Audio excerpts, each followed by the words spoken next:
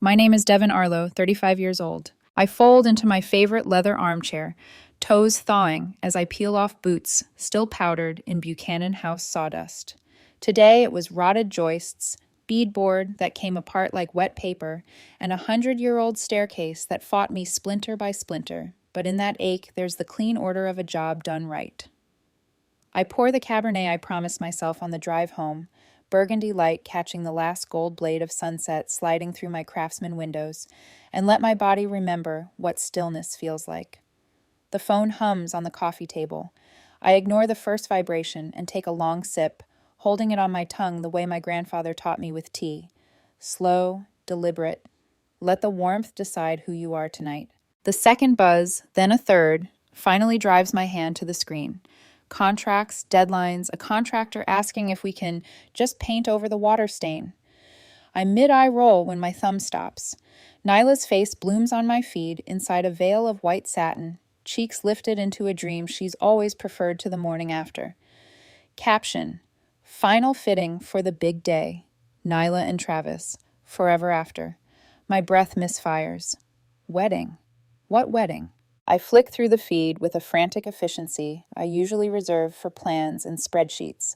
Marissa posting the bridesmaid palette. Aunt Rosa, who normally calls first, bending over flower samples. My mother's hands, unmistakable with their neat half-moons of pink polish, holding embossed invitation proofs. People I barely remember from Thanksgivings that smelled like nutmeg, and arguments are commenting. Can't wait to celebrate next month. The venue looks stunning. So blessed. 57 comments. Everyone's going. Everyone but me. My phone rings, as if the universe has a flair for theater. Cynthia Alvarez flashes across the screen like a stamp on official stationery. Mom, I say, steady and flat. Devin, honey, she begins in that measured tone she uses when she's decided reality should be ironed smooth. I was just thinking of you. How's work? Work is fine. The sentence tastes metallic. I just saw Nyla's wedding dress on Instagram. Silence, 3 clicks long. Oh, a cleared throat. I was going to call you about that. My sister's wedding. Did my invitation get lost in a snowstorm in July? Don't make this about you, she says, the disapproval slipping under the door like a draft. You know how sensitive Nyla is. Sensitive has nothing to do with the postal service. I stand and drift to the window. Denver's skyline has switched to evening diamonds. The mountains beyond are burnished copper. You decided for me. You're always so busy, she says, with your career. I co-signed her cafe loan, I say, using my palm to press my forehead to cool glass. $22,000 I paid back when she abandoned it. She had the children to think about, Devin. Single motherhood isn't easy. Old film spools unspool. Nyla at 10, shards of our grandmother's vase like snow around her bare feet. Me saying it was my fault. Nyla at 17, slipping out the back window. Me at the front door asking for milk so the hinges would stop squealing. Me at 16 with an engineering scholarship. My mother smiling like she recognized a dependable appliance. Of course you did. You're the responsible one. I haven't been forgotten, I say to the glass. I've been erased. You're being dramatic, timer tone in her sigh. We can talk later. I have to help Nyla with the seating chart. The line goes dead. New wedding posts multiply. White satin and gold foil, and the idea of a perfect life arranged like peonies. A family portrait forms without me. My neighbor, Mrs. Henderson, texts because she is the town crier of our street. Marcus from work sends 3 question marks.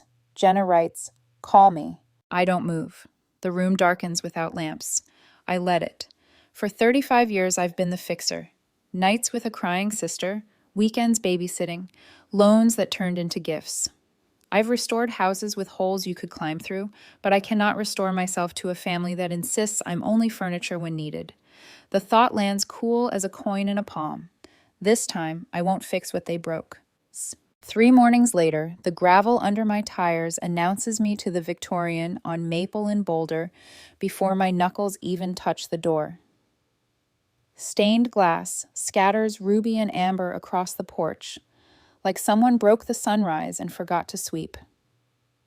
In the garage, my father, Hector, patron saint of projects, pretends to study his '67 Mustang's carburetor. He straightens when he sees my car, wipes his hands on a rag, glances at the house, then back at the Mustang as if it contains language he can still control. He nods. Your mother's inside. Cinnamon and coffee armor, the kitchen. Cynthia steps into the doorway wearing concern the way she wears pearls, chosen, polished, performative. Devin, I was just about to call you. I don't want coffee, I say. I want to know why I'm not invited to my sister's wedding. She flutters toward the pot anyway. It's complicated. You've been so focused on... Don't, the word cuts clean. That's not a reason. Nyla was afraid you wouldn't approve of Travis, she says, hands trembling as she sets 2 mugs. You can be intimidating. Because I asked a question when she introduced him 3 weeks in? The garage door opens. My father slumps into the room without meeting anyone's eyes, the Mustang's chrome ghosting across his face. Don't make things harder than they are, he mutters. Harder for who? Heat climbs up my sternum. For Nyla? For Travis? For the 2 of you? Who has made it easy for her since we were kids? Unfair, my mother says too fast, like snipping a thread before it's measured. After Eric left, she had the children. Travis provides stability. So the story is, I embarrass her, he rescues her. I look from one parent to the other. Did Travis say he didn't want me there? The silence answers. He thinks family is important, my mother finally says. And I'm not family, I say, softly enough that no one can pretend it's a scene. Of course you are, my father says. He finally meets my eyes, and something small shudders open, guilt or a secret looking for air. The Mustang glints behind him. I take a breath I can use later. If Nyla wants a perfect wedding, she can have it without me. The door's screen creaks the same way it did when I was 7 and wore new shoes that pinched. I drive away from cinnamon and coffee and into the spare mountain light that does not lie. At Copper Kettle, Jenna spots me and slides into the booth opposite mine with a latte that fits my hand like it was poured around it. That bad? Worse, I say, wrapping my fingers around warmth. Travis has known my sister for 5 minutes and gets to define who cares about family. Speaking of Travis, she says, eyes flicking toward the back where the barista pretends not to listen. She pushes her phone to me. Photos. Travis at Downtown Lounge, arm around a blonde who is not my sister. A smile too close to his teeth, a kiss pressed to the soft part of her neck. The world tilts, not with surprise, but with the confirmation of a noise you heard through a wall. When? I ask. Last night, she says. Do you tell Nyla, your parents, or do we pretend? The old instinct rises like muscle memory. Call, warn, take the blow when she decides the messenger is to blame. I sip instead. The latte cools on my tongue. Neither, I say. Jenna's brows climb. That's not you. Maybe it should be. The sentence lands, and something in me stops bracing. I've spent my life tidying after her choices. She excluded me from the choice that matters most to her. This time I let the truth do its own work. We don't talk for a minute. We watch steam lift off mugs. The bell over the door rings twice in a row like a heartbeat that wants attention. Somewhere in the back, a dish breaks and no one rushes. She'll marry him, Jenna says quietly. Maybe she'll learn the hard way. Maybe, I say. I can't be the net that keeps her from the ground she's chosen to walk on. That night, Denver glows like a constellation of expensive wishes. I sit on my window seat with a glass of Cabernet and set my phone face down, training my hand not to flip it over. I open a book about restoration ethics because work still makes sense. You don't pretend rot isn't there. You cut it out, sister it with new strength, accept the seam. The phone hums. Twice. Then a rhythm that tightens my jaw. 27 notifications in 4 minutes. My thumb hovers. Old reflex, new rule. Still, I swipe. A video blooms. Ridgewood's ballroom. White roses and gold accents spread like a sales pitch for luck. Guests pressed to the walls in formal wear. Nyla's mascara tracks like black rain. Travis's tux is undone, his face misshapen by an anger that doesn't care who's looking. The sound spikes.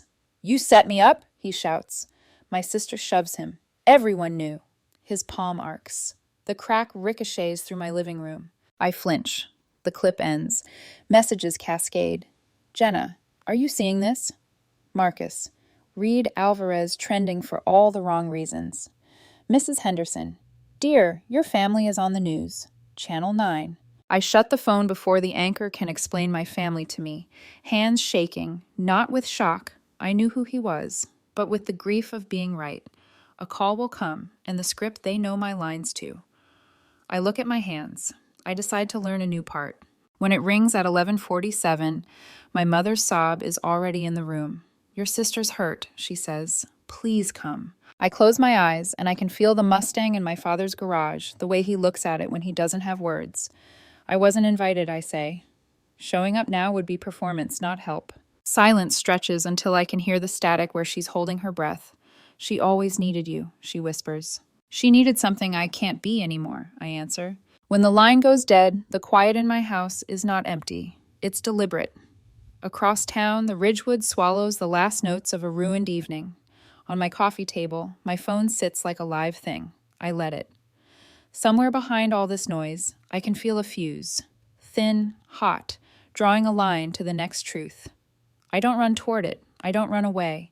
I sit very still, and for the first time, I choose not to fix the fire. The city wears the night like a velvet curtain when the first video lands. At first, it's just a square of light on my palm. Ridgewood's grand ballroom, framed in gold sconces and white roses, a fairy tale with a microphone. The camera shakes a little, some breathless guest trying to be discreet. And then there they are in the center, as if the room was a mouth and they were the words that wouldn't stay swallowed. Nyla with mascara running in tributaries. Travis with his tux unbuttoned. Anger making his jaw look borrowed from a stranger. You set me up. His voice cracks the lacquered air. A chorus of we shouldn't be seeing this ripples around the room. Nyla shoves him, small, desperate, a person trying to move a door that has been painted shut. Everyone knew, she says, as if truth might change its mind if she speaks it softer. His hand rises. The sound of impact is the clean clap of an empty stage. Gasps. A bouquet toppled. The camera whips toward the ceiling like a prayer that can't bear witness. I don't breathe for 2 heartbeats. Then the messages arrive like hailstones. Jenna, are you seeing this? Marcus, local news push alerts. You okay? Mrs. Henderson, dear, I'm at the television with a blanket if you want to come over. The anchor on my app is already practicing solemnity. A society wedding at the Ridgewood estate turned chaotic this evening. I shut the phone. I let my living room reclaim its shape. Outside the window, the city blinks, indifferent. The quiet in the house thickens until I can hear my own pulse in my ears, until I can sort shame from the smaller, colder satisfaction of recognition. This is not revenge. It's the gravity of a decision I didn't make taking back its weight. The call comes at 11:47. I know the time because I look at the clock instead of the name and think, once, this would have found me halfway to the car. Devin, my mother says, and the way she says my name turns it into a stretch of road, the old one, the one that passes the house with the porch swing and the dog that always barks. She's hurt. Please come. I wasn't invited, I say, willing my voice to grow bones and stand. If I show up now, it's theater. It won't fix anything. She always needed you. A rustle like pearls catching on a collar. We always needed... What you needed was the appearance of rescue, I say. What I needed was to stop performing it. We listen to each other breathe. Then the line breaks, wash back into whatever ocean she lives in when I won't play along. I pour water, not wine. Sit. Pick up the book about restoration ethics I tried to read earlier and can't. Some damage is not rot you can cut away. Some is structure. You brace it or you raise it. I make a mental note to plant lavender along my fence next spring. Ordinary plans save me from extraordinary nights. The knock at the door is tentative at first, then a little frantic, like someone who remembered rain too late. When I look through the peephole, my father's hair is plastered to his forehead. He has no umbrella. His shirt clings like penance. Devin, he says through the door, voice watery with the storm. Please. A choice that once would have been reflex stretches into a shape I can examine. He is a man who hid behind a car while my mother tried to sell me a story. He is also the man who taught me to sand along the grain, who said the first tool you reach for should be light.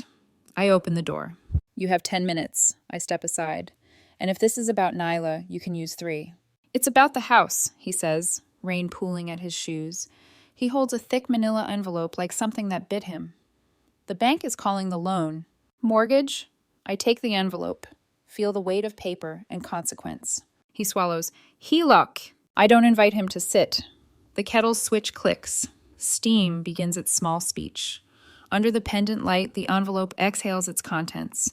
Bank statements laminated in jargon. Correspondence stamped urgent. A note in my mother's tidy script about next payment, Devon's check, with an arrow that makes my stomach gray out for a second. I slide one page free.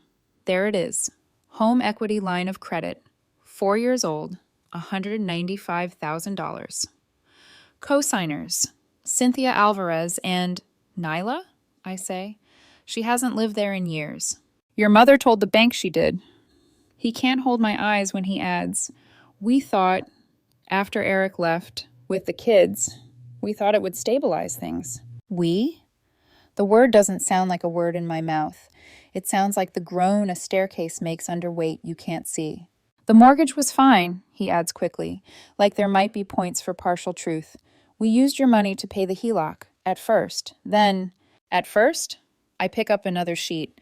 There's the schedule of payments. There's the account that looks like the house fund until you follow the routing number into a different room of the same structure.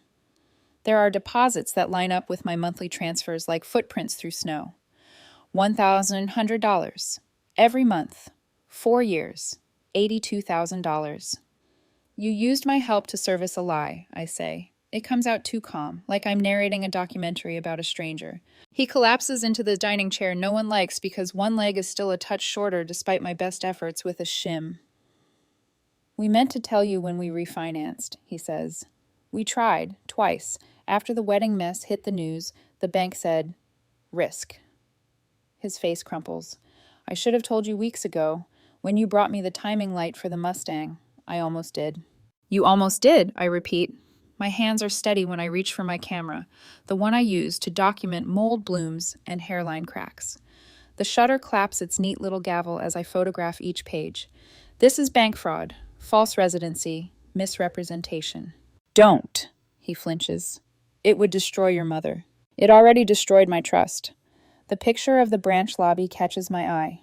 Cynthia at the counter depositing a check I recognize by the memo line. She's looking at the teller with that smile she uses when she knows she is making the world bend to a prettier story. My mouth tastes like a penny. Why come now? Because the notice came yesterday, he says, and because tonight... He stops. He has never been a man for speeches. Because I watched your sister break and realized we taught her that breaking would be padded, that someone would show up with glue. He covers his face with his hands. And we asked you to be the glue. I set the last page down. I pour 2 mugs even though neither of us wants tea anymore. I'm not making a police report tonight, I say, and watch his shoulders drop like I opened a door in his chest. I am, however, done with verbal arrangements. He nods, small and grateful and ashamed. What do you want me to do? Come back tomorrow, I say. Bring your wife. Bring Nyla. Bring the truth. He flinches at the list like I named weapons. Devon. Here, I add, tapping the oak dining table that took me 3 weekends and 15 splinters to rescue from a farmhouse that forgot its own name. At this table, we'll lay out every document and you'll sign what needs signing.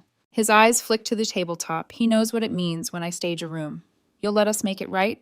I'll let you make it real, I say. Right is a story for later. A text lands from Marcus as if on cue.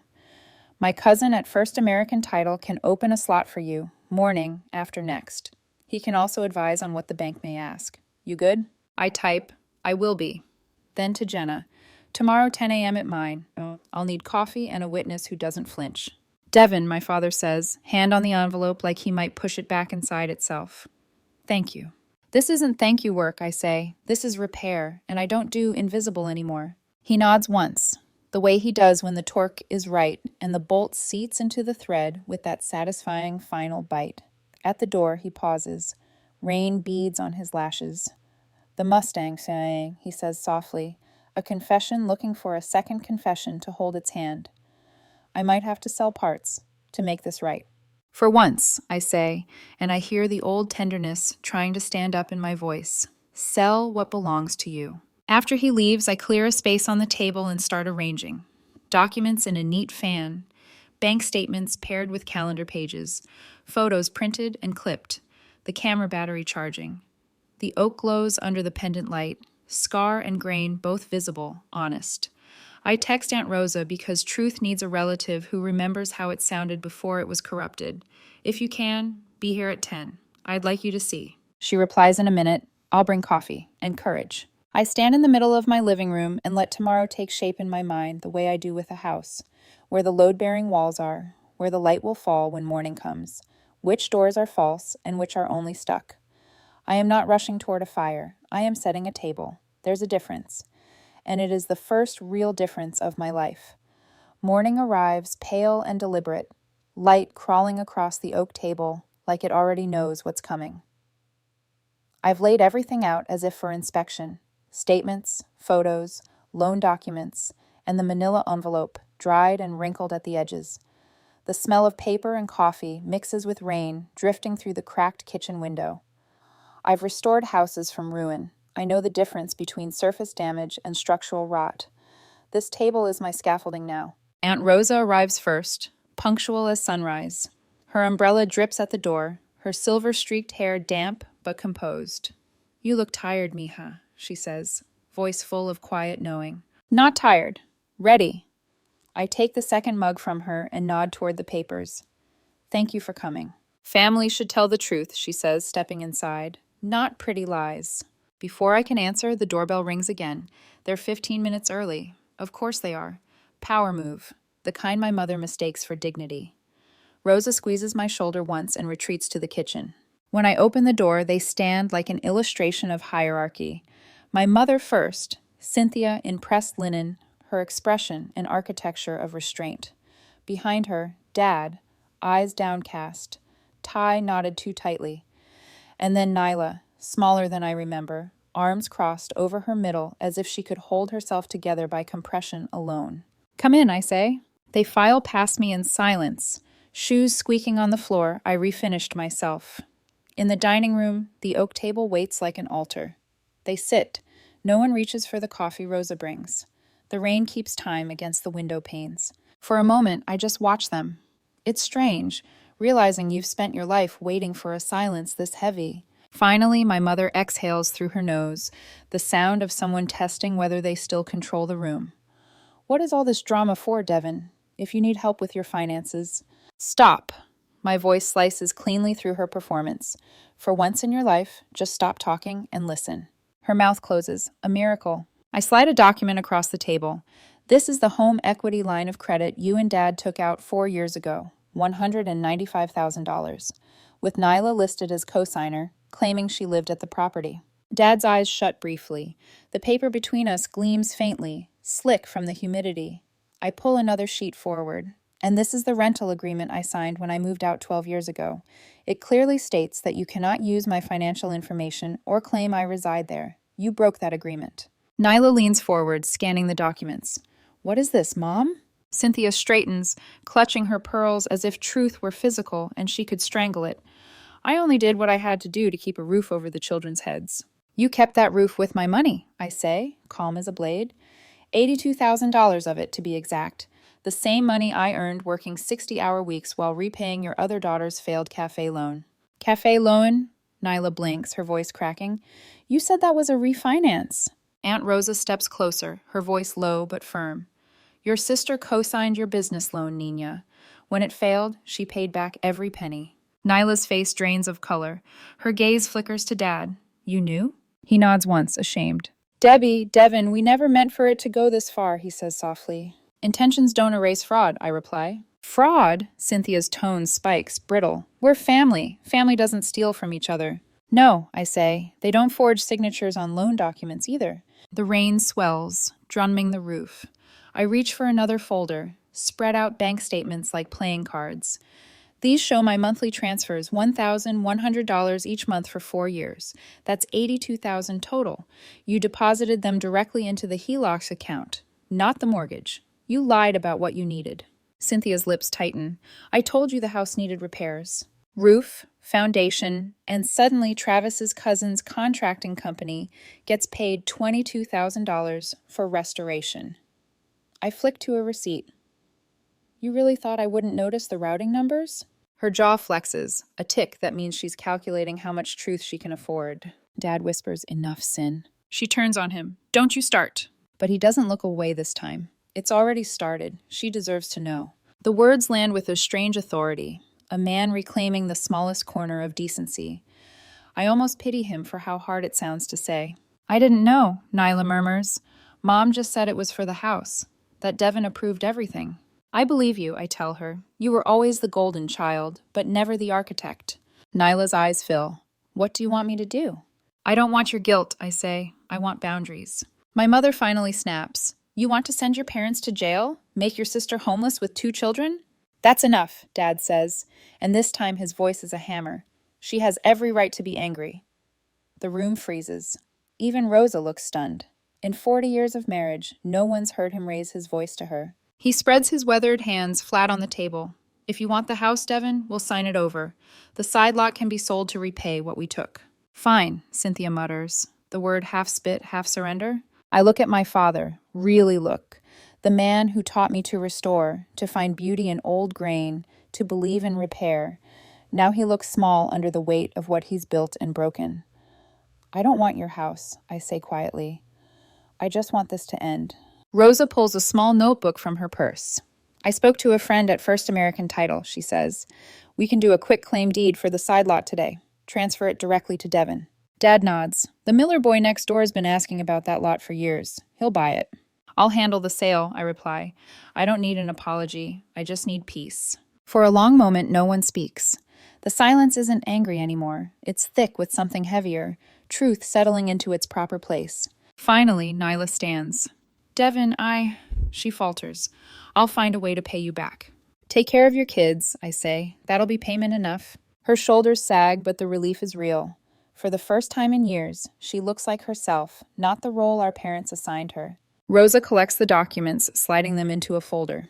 "I'll call the title office," she says. "They're expecting us this afternoon." My mother sits perfectly still, staring at the papers, like they're old photographs of a life she no longer recognizes. The rain has slowed to a drizzle. It sounds like forgiveness would if it had a rhythm, uneven but softening. When everyone stands, Dad lingers last. "Devin," he says, voice hoarse, "we'll make this right." "You already started," I say, and to my surprise, I mean it. They leave in single file, my mother's perfume trailing behind like the ghost of control. Rosa squeezes my hand before she goes. "You did what had to be done." "I did what should have been done years ago," I correct gently. The house exhales once the door closes. The oak table gleams under the soft light, its scars visible but clean. I run my hand along its surface, feeling the ridges where the grain shifts. It's not perfect. It's honest. Maybe that's better. Outside, the clouds begin to thin. A patch of blue opens like a promise that doesn't need to be spoken. For the first time in a long while, I believe it might hold. The title office smells faintly of toner and lemon cleaner, the kind of neutral scent designed to convince people that paperwork is a form of safety. Fluorescent lights hum. A rubber plant stands in the corner like a witness who promised not to talk. We sit at a laminate table that's been scrubbed so long it forgot how to shine.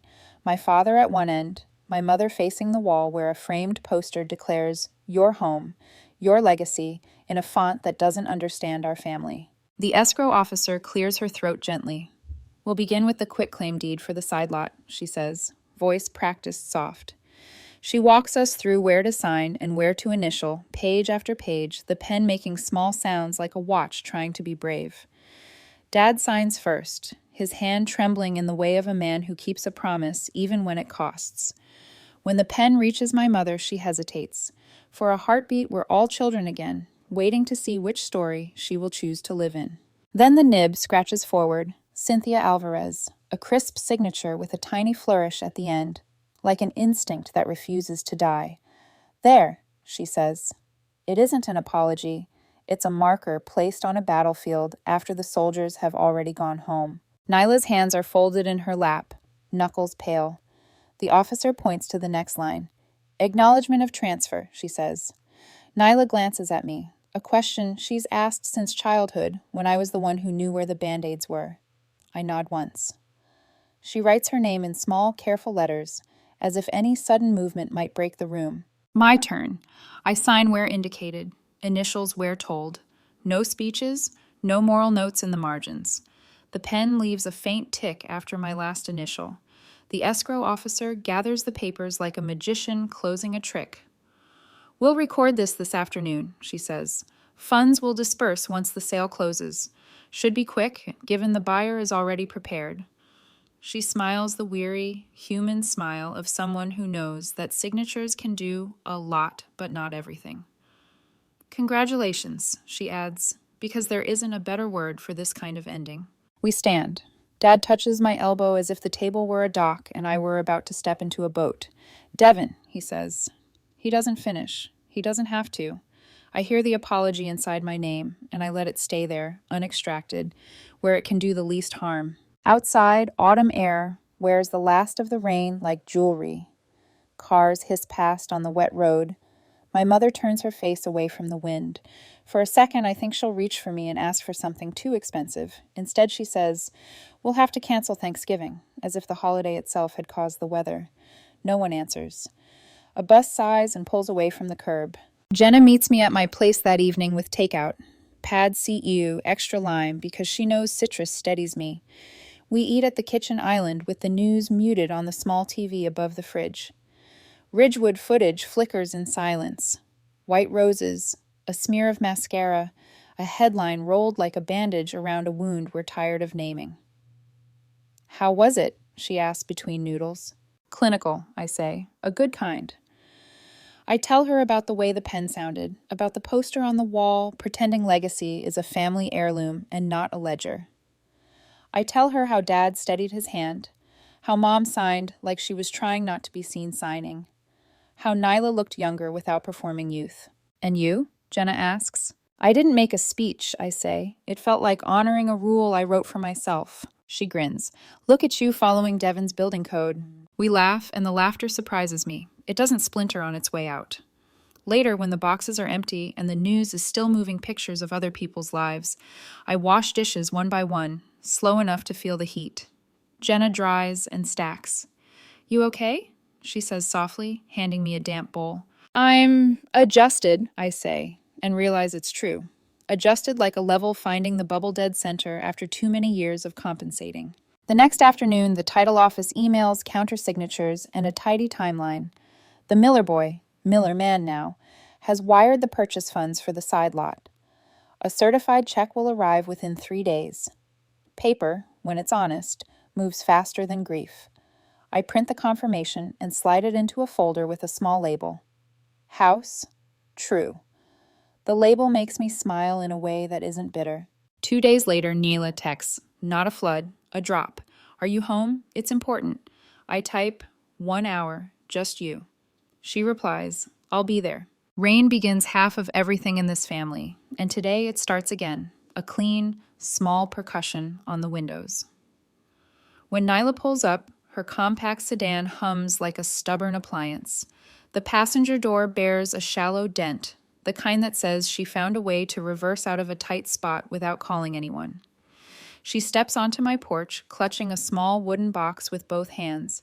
Her hair is straight and uncolored, rain beads shining along the strands. Makeup minimal.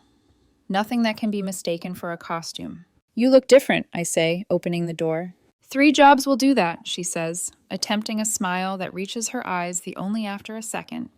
No time for highlights when you're cleaning offices at night. We sit at the kitchen island. I pour tea instead of wine. No illusions, no softened edges. She places the box between us. It's old, dings on the lid like quiet history. Dad found it when they cleared the attic, she says.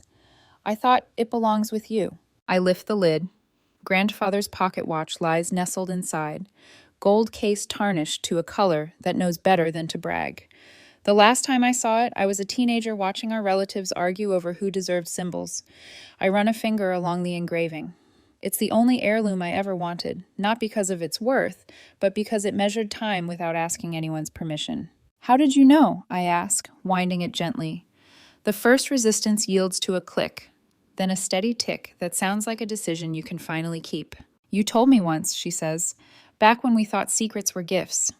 She looks around my kitchen, eyes catching on the oak countertop. You made a life that doesn't collapse when people lean on it. I don't know what to do with that sentence. I set the watch on the counter, its tick finding a rhythm with the rain. What did you do with the side lot money? She asks after a moment. Mom said you kept it. She said. She stops herself, as if she's learning how to interrupt the story before it becomes a habit. I didn't keep it, I say. I opened accounts for Emma and Lucas, college funds in both their names. Her mouth falls open, then closes around a tremble. After everything we did? After everything you didn't do, I say, not unkindly. I'm done rescuing adults, but kids deserve a runway. She presses her hands to her eyes, breathes, then nods. The gesture is small, but it clears a field of debris between us. Thank you, she whispers. I don't have a way to make any of this up to you. You have a way to change how you choose next time, I say. It's not a payment plan, but it's something. She laughs through tears, a sound with texture, not performance. You always have a better sentence. I have a different sentence, I say. Better is for cakes. We talk about small things after that, the kind of ordinaries you can hold without them slipping through your fingers. The kids' schedules, the office building with the broken vacuum cleaner. She wrestles at midnight, the cheap coffee that tastes like burnt hope and keeps her moving anyway. She doesn't ask me to Thanksgiving. I don't offer Christmas. The space remains, but the edges aren't razors now. They're the contours of lives that might finally learn to fit without bruising. When she stands to leave, she hesitates, then leans over the watch and touches it with one finger like a blessing. Keep it, wound, she says, almost shy. Time behaves better when you pay attention. Tell me if you need help with the kids' paperwork, I say. Not the kind that hides things, the kind that builds. She nods, understands. On the porch, rain slicks the rail. She pulls up her hood, pauses. I'll pay you back, she adds, a reflex finding new purpose. I don't know how long it will take. Stand on your own feet, I say. That's the only balance sheet I'm tracking. After she goes, the house feels not empty, but precise. The watch ticks steadily on the counter. I take my journal to the porch swing and let the rain's fine mist pepper the edges of the page. Today's entry is short. We sign the papers. The fire finally knows its borders. I close the journal and breathe, unrolled and honest. Back inside, I rinse our mugs and set them to dry. The television flashes a news crawl about a council vote on zoning changes. The sound stays off. My phone quivers on the island with the gentle insistence of a polite guest. I almost ignore it. Almost. Then I glance. Subject line, request for clarification. Home equity line of credit residency statements. From Risk Review Unit, Mountain West Bank. I don't open it. Not yet. I stand at the counter and listen to the old pocket watch count the seconds, steady as a promise that doesn't need to be spoken. The rain softens to a hush that sounds like an ending and a beginning, sliding past each other without a collision. I run my palm over the oak, feel the grain rise under light, and know part of what's next will require facts, not fury. I'm ready for that kind of truth. The watch ticks on. I let it. I let the email sit unopened for one more minute, the last minute of a version of us that believed paper could hide anything from time. The email waits all morning, folded into the white space of my inbox, like a polite ghost. I don't open it right away. I make coffee, sweep the kitchen floor, tighten a loose cabinet hinge, small repairs that remind me there are still things I can fix without breaking something else. The watch ticks on the counter, a metronome for thought. Every sound in the house feels deliberate now. The hum of the refrigerator, the faint crackle of rain drying on the window, my own steady breathing. When I finally click it open, the tone is bureaucratic kindness. Subject, clarification request, home equity line of credit, 847 Maple Drive. They've attached scanned copies of the signed documents and a list of questions about residency verification. Please confirm your knowledge of occupancy at time of application. It ends with a line that sounds like mercy dressed as procedure. We appreciate your cooperation to ensure account integrity. Integrity, a word my family used like furniture polish, applied often, never absorbed. I read the message twice, then type a simple response. I can confirm I did not reside at 847 Maple Drive at any point during the application period. Supporting documentation attached. I include a PDF of the rental agreement, the same one I slid across the oak table days ago. No extra sentences, no moral punctuation. Truth doesn't need italics.